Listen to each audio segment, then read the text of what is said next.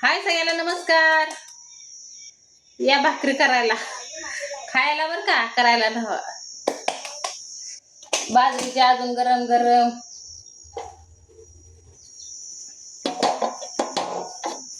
खाल्लं म्हणजे कसं. आणि त्याबरोबर थोडासा मिरचो पण बाजारच नाही आपल्याला. मी तिकडं सोमवारी गेली त्याच्यामुळे बाजारच नाही. तर आता म्हणलं मटकी डाळ घेतली भिजायला, डाळ कांदा करायचा.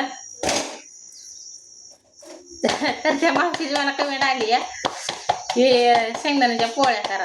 पोळ्याच का काय? हा, तर बघू करीन एका दिवशी. खायला यावं लागेल. मी बघ पोळ्या करून खायला कोण यायचं. तर आपल्या व्हिडिओला लई उशीर होते बाळा, कामच मरणाचे आहे. तर कपडे बिपडे 2-3 दिवसाची होते तेवढी धुवून टाकली. भांडी होती काल हिरबळ पडलेली, तर बापल्या एकाच घर होती तरी तसंच. काय करता. तर म्हणलं करावं 2-3 भाकरी. तर मी आता एकच काल भाकर नेलती डब्यात, तर तो आता तसा भाकर आहे.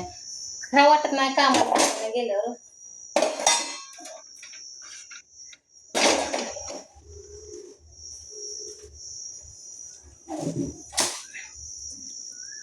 मुंग्या तर लई होते ते. पीस टाकला म्हणजे हे होतंय, भाकर वाळत नाही ते. आता इथं कोण आपला कॅमेरा बी धरायला नाही, काहीच नाही. सकाळ तर गडबड गडबड कामाची वडवड वडवड केली ओढायचं. काल तर काय घर 7-7:30ला घर सोडलं होतं. 6ला उठून सगळं स्वयंपाक करून गेलते, पण कपडे राहिलेच होते. रात्री तर म्हणलं करावं, तर ते म्हणलं मला आता कटाळून आली तू, राहू दे कपडे ती भांडे ती तशीच. मग स्वयंपाक बी मला म्हणलं माझं तर आधी दुखतंय त्यांचं. मग आणली रात्तायना गोळे तिघाला 3, त्यांना एक मला एक रात्तायला एक. पण काय त्यांनी तर खाल्लीच ना, त्यांनी खाल्ली रात्तायना पण खाल्ली, तर रात्ताय सकाळी उठल्या नाही त्या. दुखणंच आले म्हणजे एवढ्या शेंगाला. कसं की सवय नसते या. मला काय प्रत्येक कामाची सवय, त्याच्यामुळे मला काय वाटत नाही कामाचं ते. मला काल लय ऊन आणि या तारा झालाय डोळ्याला. काय झालंय काय की जसा खणकायचं असं थोडं थोडं मसाल्याहून झाले डोळ्यावर. रक्तावणी लाल भडक झालता. तर म्हणलं 4 भाकरी करून घ्यावं. काल वरती गेले तर पाणी आणायला.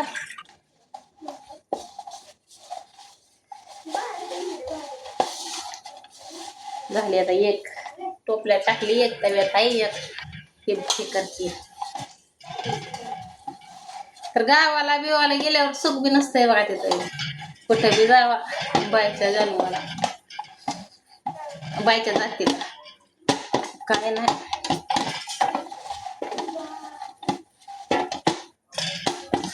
आधी बाहेरची कामं केली का नाही सकाळ सकाळ म्हणजे उरकत असते. स्वयंपाकाला काय उशीर लागत नाही. तर डायरेक्ट स्वयंपाक करायचा, जेवायचं, मग निवांतच होते. मग ही 4 भांडी असते ते ती असं वाटले तर आता घासायची, नाही तर 4 वाजता घासायचे. मग राडा पण होत नाही, काहीच नाही. आणि स्वयंपाक करून कपडे ती धुवायची म्हणल्यावर ते आरे पडतंय. मी तर तशी पडते बाबा, तुम्ही कसं काय माहित नाही मला तुमचं. कारण का मला भट्टीवरच सवय लागली. आंघोळ केली का कपडे बिपडे धुवून टाकायचे, भांडी बिंडी संगच घासायचे, मग स्वयंपाकाला लागायचं. तर रात्ताय तर काय अजून उठलेच नाही ते. उठून परत झोपल्या ते. मी उठले होते तेव्हा. आता केली वाटतं आंघोळ. सवय नाही त्यांना त्याच्यामुळे.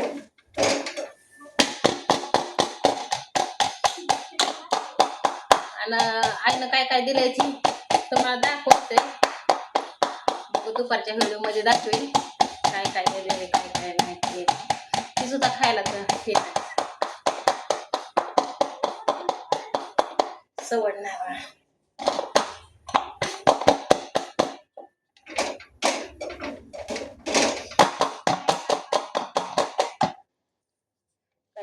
काय लागतं नाही.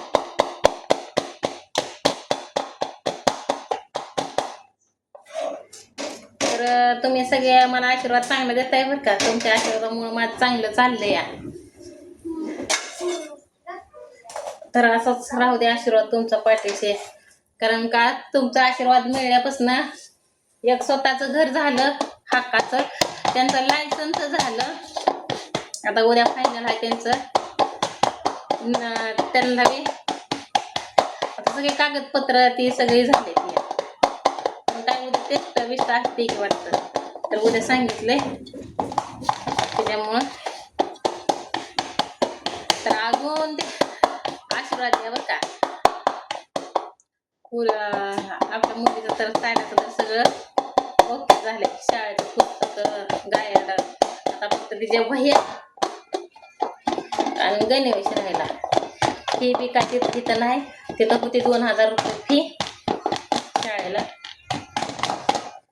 तर अजून कुठं टाकायचं कुठं नाही, त्याचं नियोजन वेगळंच आहे. आता दिलंय तर इथं, पण अजून कोण कसं काय सांगतंय कसं काय नाही ते. शाळा चांगली आहे नाही चांगली आहे, मग चांगली शाळेत टाकलं तर वळायला लागतं लेकरांना, जरा थोडंसं पुढं शिकते ते. नाही चांगल्या शाळेत टाकलं म्हणजे आडाने राहते ते, ना आपण बी आडाने आणि लेकरं पण आडाने. त्याच्यामुळे जरा थोडीशी चौकशी अजून करावी. आधार कार्ड काय तिचं त्या सर आलेले इथं त्यांच्याकडेच आहे. तर त्या दिवशी बहिणीकडे गेलेली मी. ते दाजी पत्रकार असल्यामुळं त्यांची सगळीकडे ओळख ते असले आहे. मग मला आता म्हणलं त्या सरांचं कॉन्टॅक्ट करून दे मला, मी बोलतो चांगली शाळा आहे का नाही बघू, नाहीतर आपलं दुसरीकडे बघतो.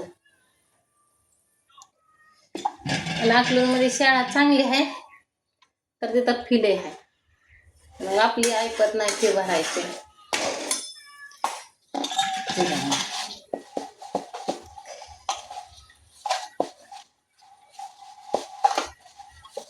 आणि कसं की असल्या गरीबाला ती ओळखत नाही ती. आणि आमच्या नवऱ्याचं गणगत तर कोणी लक्ष देत नाही.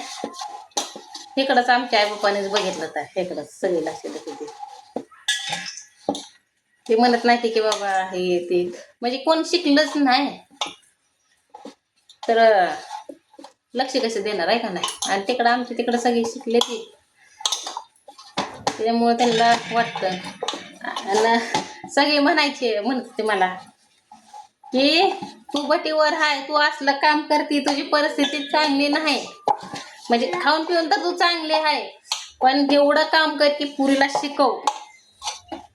म्हणजे सगळ्या बहिणीच्या पोरी मला चुलत सगळ्या बहिणी किती आहेत त्या 4 बहिणी आहेत त्या मला, आणि सख्खी एक आहे. पण असं धरत नाही ती अंतर काय. कालच्या व्हिडिओमध्ये सांगितलंय तुम्हाला मी, सगळे हेच करते ते एकत्रच असल्यामुळे. कोणाचं काय झालं तर आता माझं भांडण झालंय तर सगळं चारी चुलत येणार, चार म्हणजे सगळं चुलत भाऊ येणार.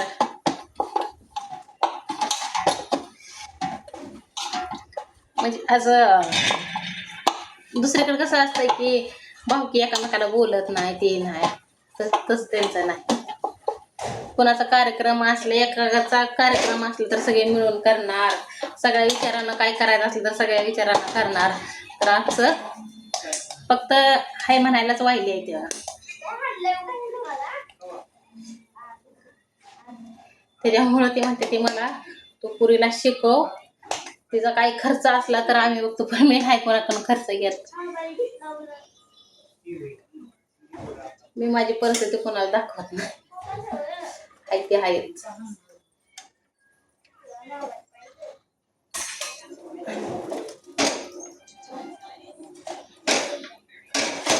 आता एका बहिणीची पोरगी झाली इंजिनियर, एका बहिणीची झाली डॉक्टर,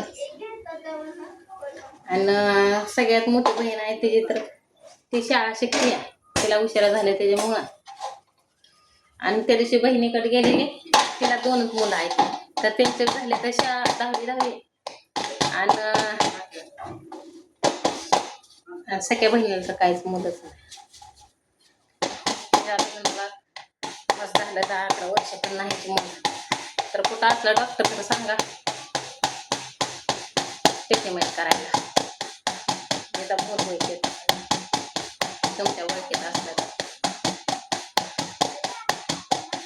तिची तेवढी समसम आहे. आणि महत्वाचं कसं असतं की लेकरं बाळा पाहिजे आहे का नाही. मग घरी सगळं आहे मुलासाठी तर सांगा म्हणा असलं तर.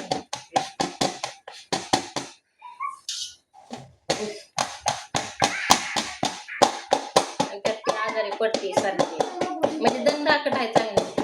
पण काय होतंय टेन्शन नाही होतंय की माणसाला किती डोक्यात होऊन सगळ्याला लेकर आहे ते आपल्याला लेकर नाही असं कोण मनाला दुःखात असतात ते त्याच्यामुळे मला म्हणते ते तू शिकव तो असलं गदडी काम करते ते करते लेकरांना करायला नको. माझ्या परिस्थितीनं काय होईल ते शिकवेन. तर चला बघ पुढच्या व्हिडिओमध्ये